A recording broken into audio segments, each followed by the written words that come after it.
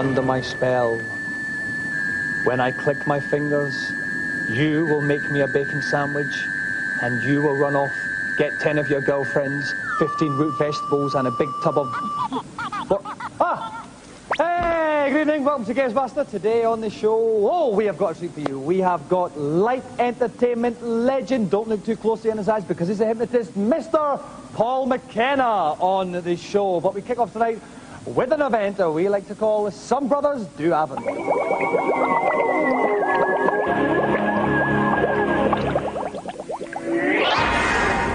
I've always felt that Sonic's reputation as a bit of a softie was a little unfair.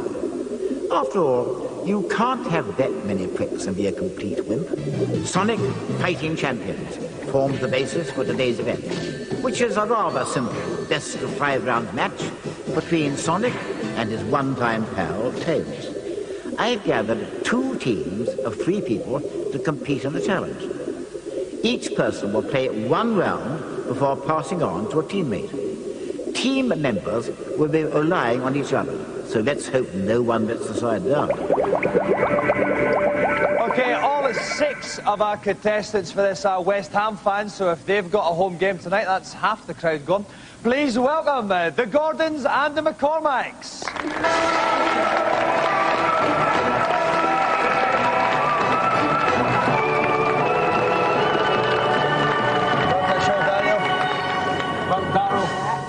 You come and stand there, wee pal. Yeah. Right, Lewis, Craig, welcome to the show, wee Dino. Now, first of all, Daniel Gordon, tell us a bit about yourself and your brothers.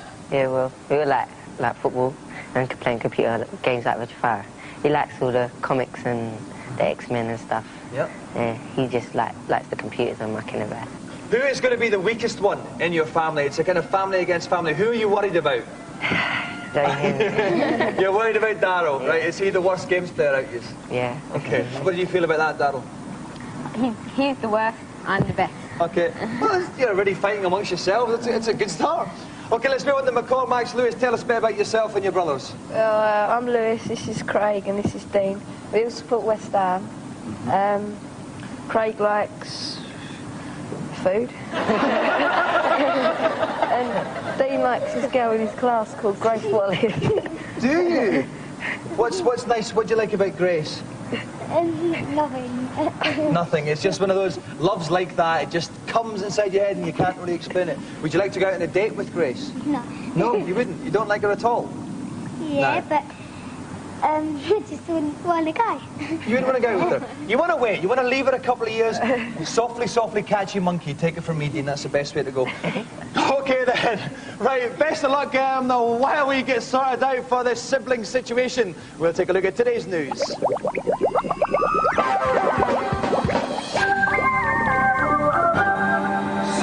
Race is the latest arcade driving game from Sega, and it comes with the usual options for different tracks and cars, but more importantly, it's the first title since Virtua Fighter 3 to feature Sega's Model 3 technology. Look out for it in arcades later on in the year, although Sega have assured us they'll be giving it a new name for its British release, just as well, really.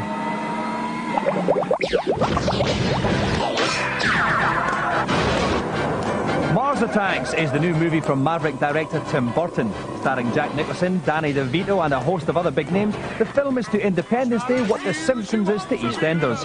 I've seen it. Do so yourself because it's fab. Out on February 28th. Recently launched in the US is the latest add-on for the Saturn, NetLink. This $200 box allows you to connect to the internet and fritter away your life browsing web pages, sending email to the other X-Files anoraks, or best of all, playing special network versions of classic games like Sega Rally. It's currently only available in Japan and America, and whether it's released over here remains to be seen.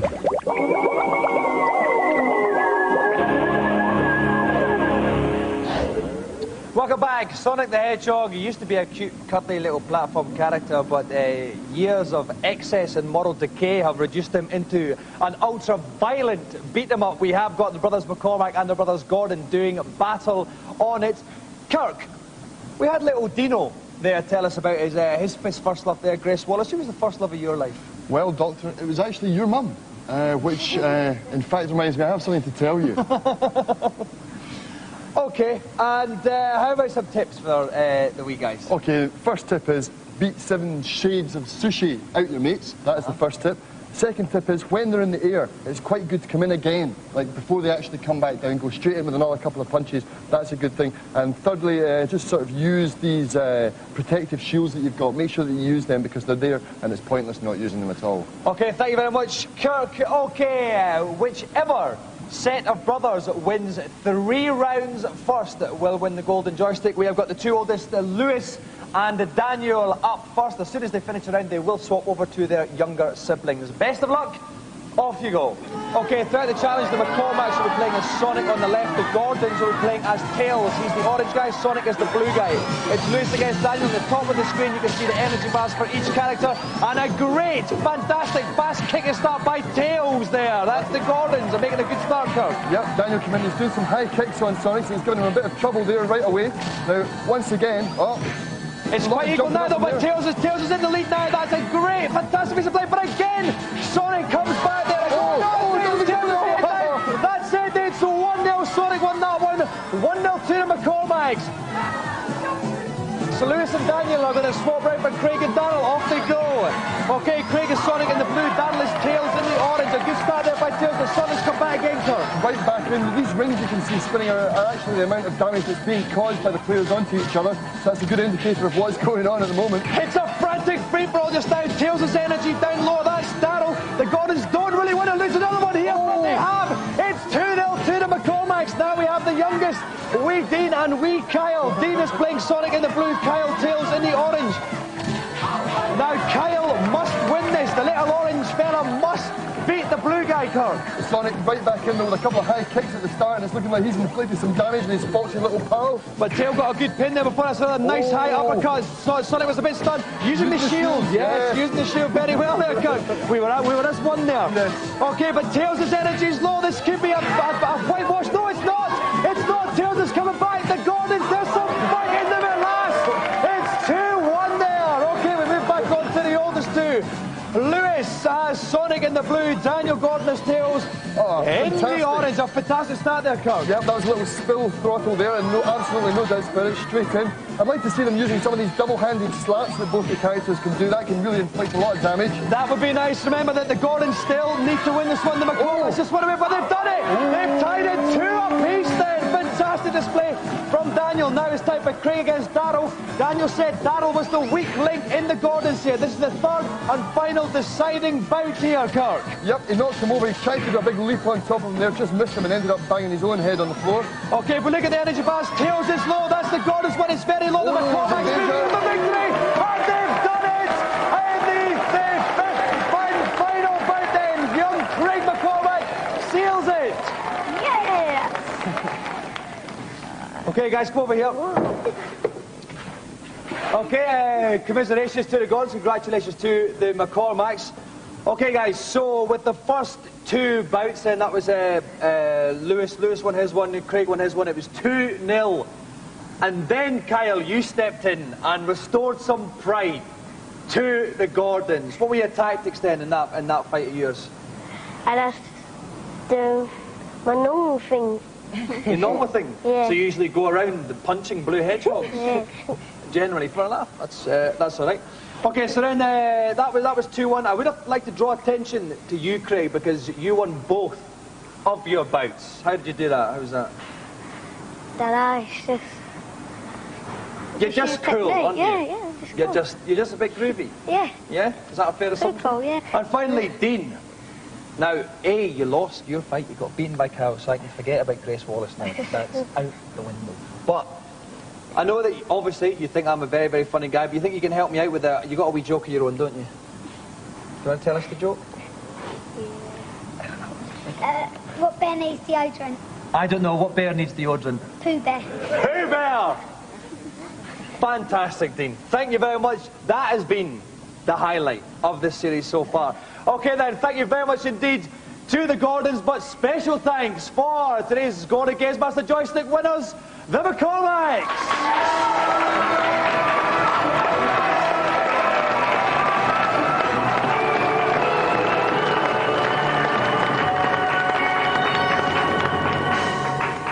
And while little Dino and I sit down and write the remainder of this series of GamesMaster, we'll go to today's reviews.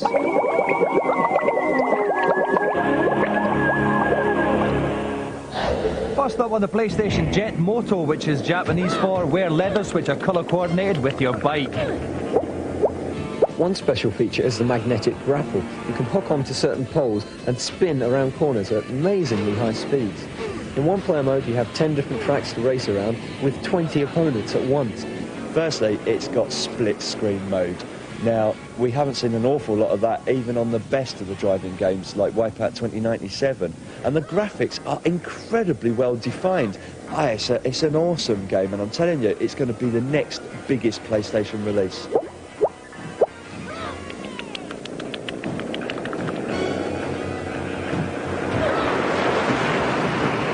With Twisted Metal 2, it seems that even a Pishkim can get a sequel. Twisted Metal Tour is the sequel to Twisted Metal. Very, very similar in that you pick a ridiculous car with very, very big weapons and you drive around one of the interesting scenarios, destroying your opponent. Yes, I'm afraid it is a little tad boring. Certainly when all you get to do is drive around a bit and shoot each other. It looks really great, but it just doesn't have the sustaining gameplay I think a game like this would need. And if you're scared of Rick's campness, you can run away and hide on the GamesMaster webpage. There's details of lots of stuff. Okay, coming up in the second half of the show, Paul McKenna is our special guest, or is he? Technically, he could just be making me think that he is, and any minute now I'll take all my clothes off and start clucking like a chicken. Ponder the moral ramifications of this act during this commercial break.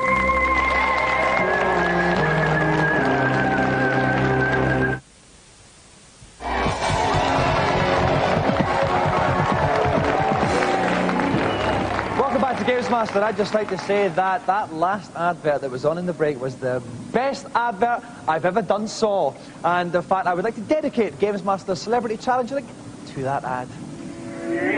My next challenge is on the formidable new Nintendo 64 game, Lost Closer.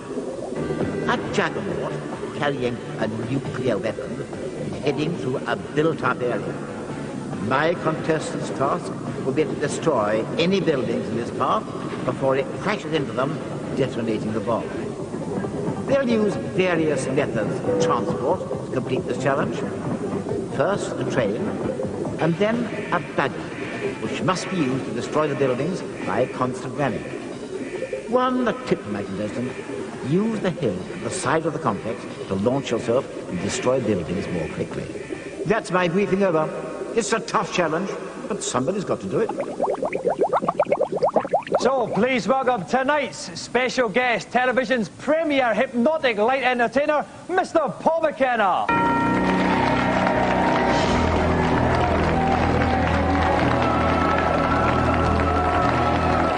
Welcome to the close-up, Dominic.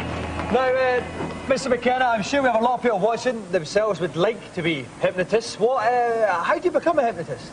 Well, the way I did it was went and found one of those dusty old books, you know, the leather-bound types, opened it, read all the old ancient secrets, and just went out and practiced it. It's like anything in life, if you practice it, you can get better at it. Apart from presenting this show, because it's taken me 5 series and I'm still woefully inept. Keep at it, though. Thank you very much. That's advice from our light entertainment legend there. Now, you've also got the tapes that you do that people listen to themselves, which can help them to sleep, help them to lose weight and stuff like that. Is there one which could help me get more hair? Well, if there was, I would have used it as well, being a little follically challenged. Very, very good point. Although you actually try to grow yours a bit longer, I suspect you maybe try and flatten it down now again, Paul. Well, yeah, I'd be on to a full Bobby Charlton. I'll be combing it up from my back in a few years. What do you mean a few years? I can see it stuck down a little bit there. No, that's just a joke. Fine head of hair, fine head of hair. Because I can't talk about hair. Now, we've made you promise that you're not going to hypnotise me. Well, after what you just said about my hair, actually, I'm not so sure if... No, of course, no, I won't... Because I am worried about stuff, so you promise. Yeah. Definitely not going to hypnotise me, that's fine. And finally, the challenge itself, you've had a couple of practice goes at it. How confident do you feel? very unconfident. I'm terrible. I've never played this kind of game before. I've only ever played the arcade ones, you know, the shoot-'em-ups and the racer ones, but not this kind of game. Right. And you notice, I don't know if you noticed when he was saying it, I was trying not to look directly into Mr. McKenna's eyes just in case. Yeah. There, okay. So listen, best of luck with it. The girls will guide you into the game playing position. Okay. And I'll go up to the cool commentary box. Okay, once again, making me look particularly good in the fashion stakes is Rick Henderson. Rick, have you ever been hypnotised? Well, I've been regressed back to a 5-year-old once, and I don't think I've ever actually recovered. Right. Good gag, though. No, it wasn't. Okay, have you got any tips from Mr. McKenna on this game? What's going to be the crucial tip you could give him? Well, this is an extraordinarily tough game. This game is so hard, it's uncanny, but it's the mastery so of hard, the... it's uncanny. It's the mastery of the turbo button, in this case. If you want to turn quicker and when you get in the buggy, you have to tap lightly on the turbo button. If you want to slam into the buildings to break them down, turbo it all the way. Okay, thank you, Rick. Right, Mr. McKenna has to bash down everything in order for the troop carrier to be able to get from A to B unimpeded. Unimpeded? That's correct. That's brilliant pronunciation as well. Best of luck, Mr. McKenna. Thank you. Off you go. Okay, on the screen in the bottom left-hand corner, you can see a radar. The red dot is the troop carrier making its way from A to B. The blue dot is the building closest to it that it's going to knock into. There's an arrow on the screen there as well. That's pointing towards the first building Mr. McKenna has to destroy. He's in a train just now. Why, Rick? That was just a vessel, like the Dollars Light Railway to Buggiesville. Okay. He's now got to get into the buggy, and as soon as he's in the buggy, he can start driving round to the buildings to blow them up. Okay, he was wearing a very nice pair of green pants there, the wee guy, worth pointing out. Okay, he's in the buggy now, Rick. Yeah, the buggy, he's taken the short route, the shortest route under the bridge. He now has to turbo off this cliff. Hitting the cliff itself would cost him an awful lot of time. Okay, well, he's safely over that hump then. And there's the little troop carrier. Now, you can see the arrows on the screen.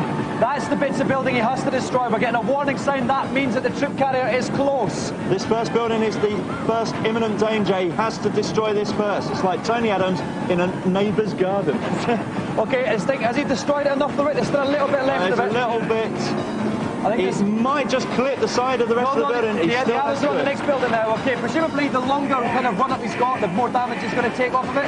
Right, the best way to actually get these pylons is to drive up the bank and turbo off the bank straight into them. Okay, we're getting a collision imminent thing. I think so. I think he might have just got that. No, collision imminent is still there. We can't see his troop carrier, but we're reckon it could be just about to bang into something. He's got that huge big... There's a pylon behind him. A pylon behind him. He's going to get that. That's gone. He had got the object out of the way, but he smashed right into his own troop carrier. Not advisable, and that means Mr. McKenna's challenge ends in failure. Well, I think you relish that word failed just a little too much, Dominic. It does trip more easily off the tongue than triumph, Mr. McKenna. Basically, you drove your car into your own troop carrier. Now, that basically makes it one of the most appalling displays of gameplay I've ever seen on the show. You think it was that bad? I thought it was absolutely atrocious. You sure? I have never seen a display of games playing worse than that. It was so brilliant. Thank you. You coped with it admirably. I mean, was it difficult for you at all? You seemed to breeze through it. Yeah, just, you know, natural talent, really. Are you good at a lot of games? Yeah, of course. You know, I'm considered one of the best in the world. And, oh, by the way, can I have that 20 quid you owe me as well? Yeah. Oh, thanks. Thanks very much, mate. Well, I mean, I am just in awe of your sheer games-playing brilliance. And to celebrate this fact, one of the most fantastic celebrities we've ever had on the show, the GamesMaster Golden Joystick goes to Mr. Paul McKenna.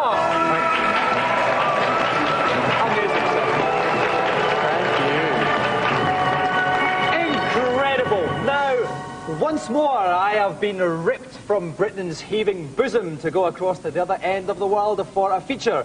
This next short piece of film amply displays the results.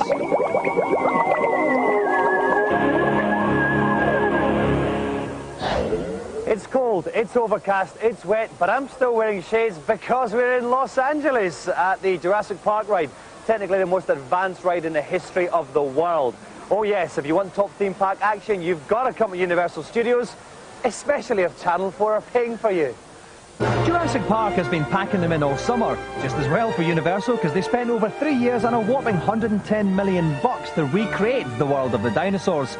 The ride is rounded off by the biggest water drop ever, which seems to have a devastating effect on the vocabulary of the punters. Oh wow, the most awesome ride I've ever been on in my life. Before getting all awesomed up myself, I went along to speak to the producer of the ride, Phil McKenna, who also plays Dr. Mark Green in ER. Okay, so Phil, take us through step by step how you go about building a ride like this. Well, it really begins first and foremost with the story we want to tell. We figure out what the experiences we want to create, and then we start taking that step by step. What are the things that we could do that would make that happen? We create a plan, we do a lot of models, get a lot of crazy people in one room all together and throw out ideas, and then start working with engineers to see what's possible. And once we kind of get a rough idea of that, we literally start doing mock-ups of the different elements. We'll build them sometime at scale, sometimes full size. In fact, the drop here was built full size in the Netherlands where our ride system was constructed, and we went over and climbed up a high stair tower and took a boat with a crane, dropped it on the top of the scaffold and pushed it off the edge. And I rode it just to make sure it would feel the way we wanted to. So obviously you've got to test these things to make sure they're safe and everything like that. Is that where the computers come in? I mean, you kind of have to test it out like that first of all? We use computer simulation for all kinds of things, both safety, basic engineering things, and then computers are a very key part of just mocking up the story elements. We use computer animated storyboards just to make sure we understand from the audience's point of view what it's going to look like.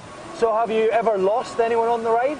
As long as we keep the dinosaurs well fed, we haven't had any problems with that. And so it was time for me to cheat death once again. But there was a slight fashion problem to clear up first. Hi, Poncho Girl. What's the story here? What's this? Oh. It's an emergency poncho, and it's so you won't get wet. Right. You don't have them in black, do you? No black. I can't wear yellow. The fashion police will arrest me in Britain. I don't think so. You look handsome. I don't need them. I won't get wet. Okay, have fun. Cool. Alas, it seemed my fellow punters had no understanding of the true meaning of cool.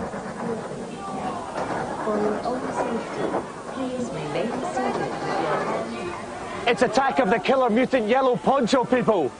I'm not going to get wet at all.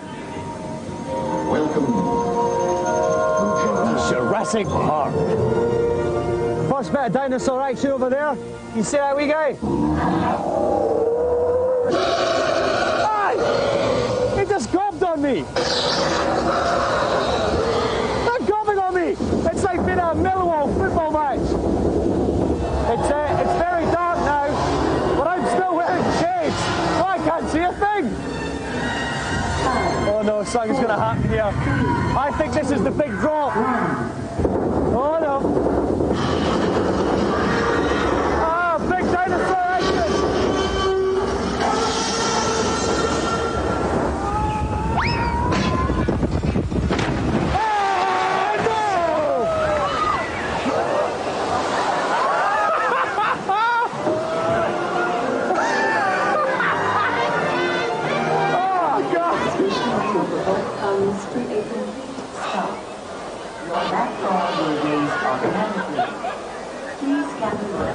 Well, I was a little bit wrong there. I am soaking wet, but at least I'm still cool.